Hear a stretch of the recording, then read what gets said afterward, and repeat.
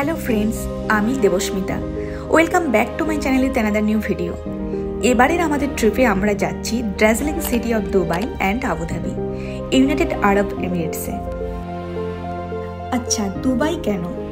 Dubai এমন একটা শহর যেখানে রয়েছে 425টি গিনিস ওয়ার্ল্ড রেকর্ডস, যেমন বিশ্বের সবচেয়ে উঁচু building Burj Khalifa, fastest elevator, largest mall Dubai Mall, largest observation wheel Dubai Eye, Dubai Miracle Garden যেটি বিশ্বের সবচেয়ে বড় flower installation, and tallest hotel of the world Gevora hotel.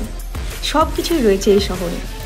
Ultra modern skyline, luxury shopping and vibrant কালচারের সাথে Dubai হয়ে উঠেছে এক ultimate travel destination. আর তাছাড়া বেবি নিয়ে আমরা এমন একটা জায়গা সিলেক্ট করতে চেয়েছিলাম যেখানে বেশি মুভমেন্ট করতে না হয়, তাই সিঙ্গাপুর অ্যান্ড দুবাই হলো পারফেক্ট ডেস্টিনেশন বেবির সঙ্গে ট্রাভেল করার জন্য, যেখানে স্ট্রোলার নিয়ে সিটি এক্সপ্লোর করা একদম সহজ। This is my 9th country and Riddhi's 2nd international trip. এবার আসি দুবাই সম্পর্কে কিছু তথ্য নিয়ে। দুবাই ইউএইর একটা এমিরেট অর্থাৎ রাজ্য, আর ইউনাইটেড আরব এমিরেটস বা ইউএই হলো 7টা রাজ্য বা এমিরেট নিয়ে একটি দেশ, যেগুলি হলো Abu Dhabi, Dubai, Sharjah, Ajman, Umm al, Fujairah, Ras al. এই যে 7টা রাজ্য, প্রত্যেকটা রাজ্যের নিজস্ব রাজা বা কিং আছে, আর আবুধাবি হলো ইউএই ক্যাপিটাল। 1958 সালে আবুধাবিতে প্রথম তেল আবিষ্কার হলো। তেল আবিষ্কারের পর আবুধাবির যে রাজা ছিলেন তিনি ভাবলেন কিভাবে এত বড় সম্পদকে বিদেশিদের হাত থেকে রক্ষা করা যায়। তখন তিনি আবুধাবির যে প্রতিবেশী সমস্ত রাজাদেরকে আমন্ত্রণ জানান একটি দেশ গঠনের জন্য। তার ফলে 7টি কিংডম নিয়ে 1971 সালে নিজেকে ইউএই বা ইউনাইটেড আরব এমিরেটস দেশ হিসেবে ঘোষণা করে, যেখানে কিছু শর্ত রাখা হয়। এক হচ্ছে, আবুধাবির যিনি রাজা তিনি সর্বদা ইউএইর প্রেসিডেন্ট হবেন, এবং দুবাইয়ের যিনি রাজা বা কিং তিনি সর্বদা ইউএইর ভাইস প্রেসিডেন্ট এবং প্রাইম মিনিস্টার হবেন। ইউএইর মোট জনসংখ্যা হল 10 মিলিয়ন, যার মধ্যে লোকাল এমিরেটস মানে লোকাল পাবলিকের সংখ্যা মাত্র 1 মিলিয়ন, অর্থাৎ মোট জনসংখ্যার 10% হচ্ছে লোকাল পাবলিক। বাকি 90% প্রবাসী, যারা পৃথিবীর 200টিরও বেশি দেশের থেকে এসেছে, যার মধ্যে ইন্ডিয়ান সব থেকে বেশি। দেশের মোট জনসংখ্যার প্রায় 30% হলো ইন্ডিয়ান। এখানে একটা ইন্টারেস্টিং ব্যাপার আছে। ইউএইর মোট তেল রিজার্ভের মধ্যে শুধু আবুধাবিতেই রয়েছে 96%। দুবাই, শারজাহ, আজমান ও অন্যান্য এমিরেটস মিলে প্রতিটিতে প্রায় 1% করে তেল রয়েছে। দুবাইতে মাত্র 1% তেল থাকা সত্ত্বেও আজ এটি ইউএইর মধ্যে সবচেয়ে জনপ্রিয় এমিরেট। তার কারণ হলো দুবাইয়ের রাজা, the king of Dubai, his highness Sheikh Mohammed bin Rashid al Maktoum. গত 30 বছরে তার ভিশনারি পদক্ষেপের মাধ্যমে দুবাইকে অয়েলের ওপর নির্ভরশীলতা কমিয়ে একটি গ্লোবাল আইকন হিসেবে গড়ে তুলেছেন। ট্যুরিজম, ট্রেড, রিয়েল এস্টেট, ইনোভেশনের হাব হিসেবে গড়ে তুলেছেন। আজ দুবাই তেল ছাড়াই একটি শক্তিশালী অর্থনীতি হয়ে উঠেছে।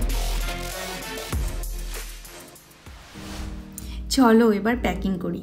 ফ্যামিলিতে বেবি নিয়ে ট্রাভেল করতে গেলে স্মার্ট প্যাকিং খুবই জরুরি। আমরা ভ্যাকিউম স্টোরেজ ব্যাগ ইউজ করেছিলাম স্পেস সেভ করতে।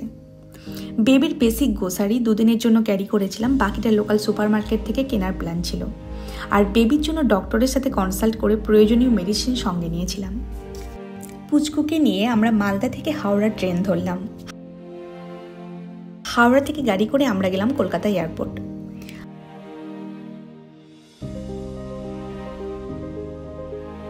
আমাদের ফ্লাইট ছিল সকাল 9:10 এমিরেটস এয়ারলাইনে। কলকাতা থেকে প্রায় 4 ঘন্টা 45 মিনিট সময় লাগবে দুবাই যেতে। আমরা অনেক আগে থেকেই ফ্লাইট বুক করে রেখেছিলাম, তাই ফ্লাইট ফেয়ার বেশ কিছুটা কম পড়েছে, প্রতি ব্যক্তির প্রায় 14,000 টাকা। আর 2 বছর বয়সের নিচে বেবির জন্য 2,000 টাকা এক্সট্রা লাগবে। দুবাইয়ে ভিসা অন অ্যারাইভাল নেই, কিন্তু ই ভিসা খুব সহজেই পাওয়া যায় এজেন্টের মাধ্যমে। আমরা akbar.com এর মাধ্যমে ট্যুরিস্ট ভিসা নিয়েছিলাম। পার পার্সন প্রায় 7,000 টাকা পড়েছিল। আবেদন করার 4-5 দিনের মধ্যেই আমরা ভিসা পেয়ে গিয়েছিলাম, কিন্তু আমি সাজেস্ট করব যাওয়ার 20 থেকে 30 দিন আগে আবেদন করলে কোনো টেনশন থাকবে না। রিদ্ধিস ফ্লাইটে খুব এক্সাইটেড ছিল। ফ্লাইটে আমাদের লাঞ্চে চিকেন মিল দিয়েছিল। এছাড়া বেবির জন্য টয়েস, কিডস কিট অ্যান্ড পেসেনেট তো দেয়। বেবি সঙ্গে থাকলে সারপ্রাইজে ইনস্ট্যান্ট ফটোও তুলে দেয়।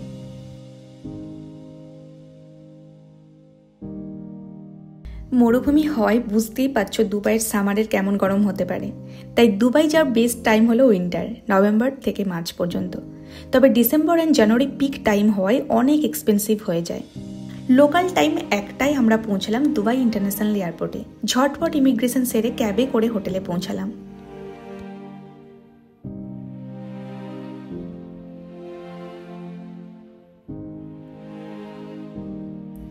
Welcome to Gevora hotel, the tallest hotel in the world.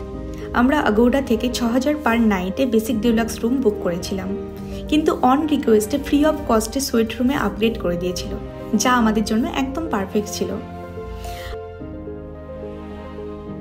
চলো রুমটা ঘুরে দেখি।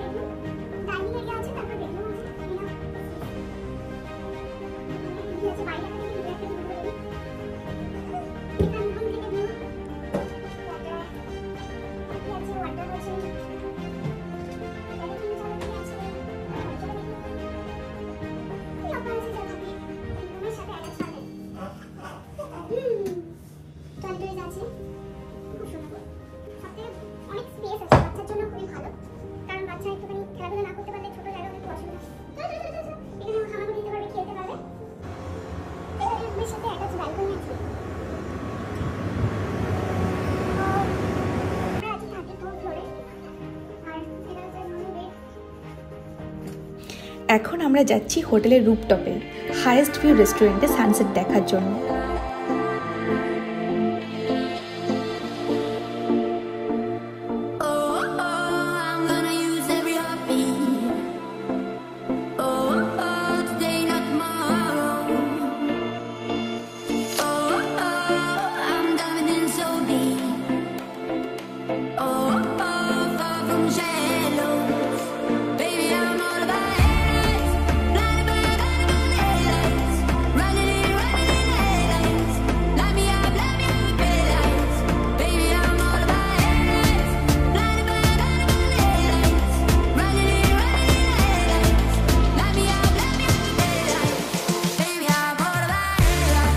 এরপর আমরা সুপার মার্কেটে গেলাম বেবির খাবারের জন্য ফ্রুটস, ভেজিটেবল, এগস এসব কিনতে।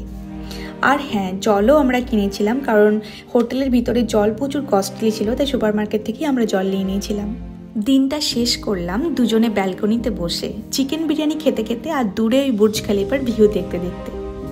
কাল দেখা হবে তোমাদের সাথে বুর্জ খালিফাতে। চলো টাটা।